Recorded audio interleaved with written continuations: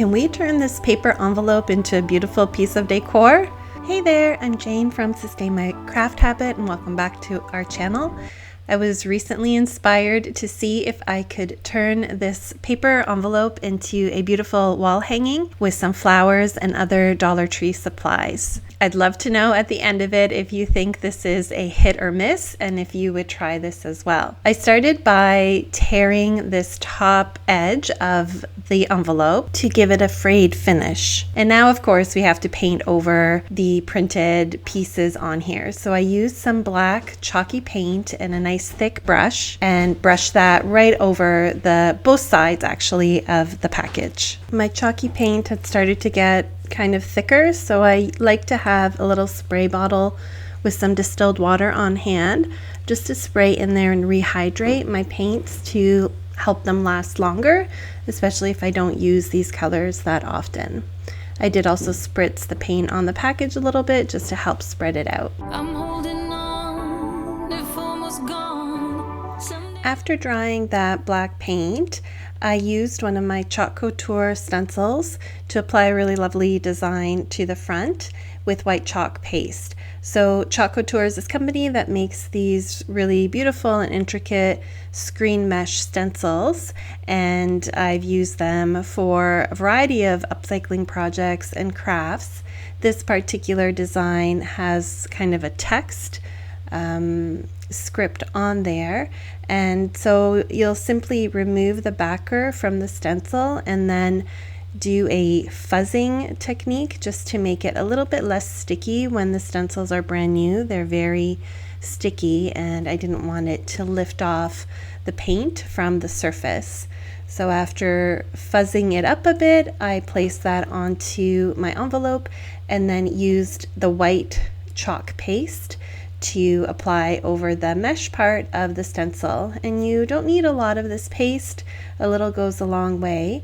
I'm just removing the excess, and then while that paste is still wet, I lift off the stencil to reveal this really beautiful design underneath. It kind of reminded me of newsprint but backwards, a black background with white type, and it just added like a really nice kind of texture and pattern to this piece.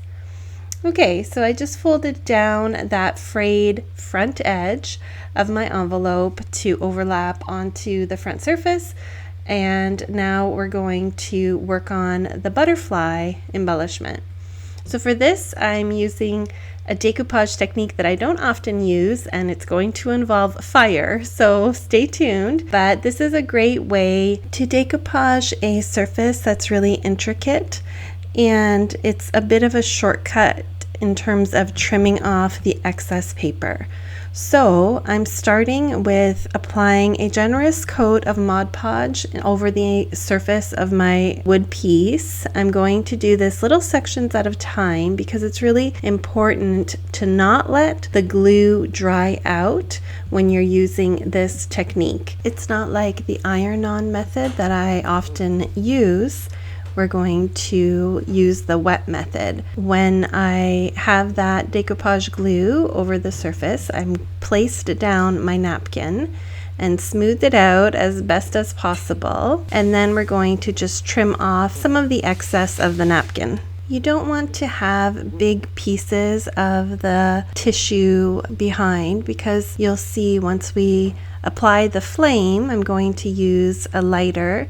Basically, we're burning off the excess napkin, and if you have big pieces of it, then your flame is going to get a lot bigger, and we really don't want to have it get out of hand. When I do this technique, I try to remove as much of the paper as possible, and also have like a bowl nearby that has a little bit of water in case you have to place your piece in there. Just safety first, right? So instead of struggling to cut out all those little bits and pieces of napkin from the hole cutouts in my shape, I'm using the flame from my barbecue lighter to basically burn those excess napkin bits away. And this is where it helps for the Mod Podge or your decoupage glue to be wet, because it really helps to kind of stop the flame once it hits the edge of the piece. Let's try that again with this side of the butterfly. So we're going to apply a good amount of the decoupage glue, and I'm working pretty quickly just so that the glue stays wet before I place down the napkin and apply the flame. Of course, you could take the time if you don't want to use this method. You could take the time to sand or cut out the tissue from all those little grooves and nooks of your piece, but this is just another method that you can use. I did get a bit of charring on my piece, especially in those areas that the tissue I didn't trim as carefully, and also I was burning from the back to the front, whereas I probably should have done it the other way around. So again, you kind of, with a little bit of practice, this gets technique better and better, but it does save a lot of time and you get a really nice tight finish. If the charring does bother you, especially along those edges, you can take a little bit of sandpaper or your sanding block and trim off any sections that are darker than you would like. But it is very relaxing and therapeutic to watch it.